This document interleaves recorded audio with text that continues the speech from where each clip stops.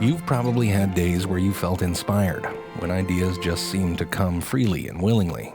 And you've probably had days where you weren't inspired, and it can feel like a light is turned off. Even ideas that were exciting the day before can seem flat and gray. And this is perhaps one of the most difficult problems with a creative life: what to do when you've lost that spark. One option is to just wait for that spark to return, but that can feel passive, almost like you're resigning. A lot of people who've based their lives around creative output have turned to something fairly simple in order to tackle this dilemma, namely habit. It sounds easy, but for those of us that have started and abandoned so many things, we know how hard it can be. You might have to start just by carving out the time. The writer Anne Lamott, for example, advises her students to pick a regular time each day to sit down and work, even if in the beginning it just means staring at a blank page. The author Balzac would wake up at 1 a.m. to write for the next 7 hours straight. That's a little hardcore. Maybe for you it's just 20 minutes, but the trick is to do it every day. But these habits and routines don't always have to be directly related to the work. Twyla Tharp, the choreographer and dancer, once wrote, "The routine is as much part of the creative process as the lightning bolt of inspiration, and maybe more." She considers something as simple as getting into a cab to the gym each morning as a crucial part of her creative life.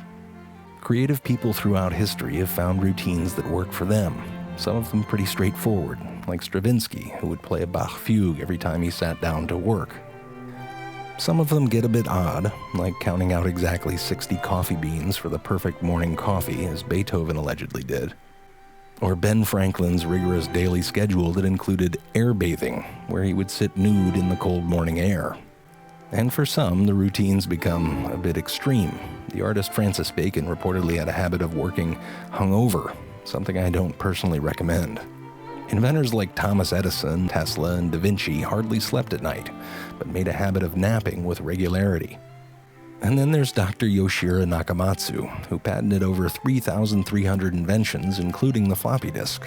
His creative process includes listening to music and then diving underwater and depriving himself of oxygen. But your routine doesn't have to be that extreme. They can take on many forms, maybe a meal or a milkshake or exercise or even an object, like Charles Darwin's notebook, in which he wrote down everything that he observed. Which is impressive for a man who observed so much, from the breeding patterns of field animals to his thoughts on the viability of marriage. These routines, even if they're simple, can help anchor us in something outside of ourselves. Something we can reliably do even when we're not inspired, something to keep us moving.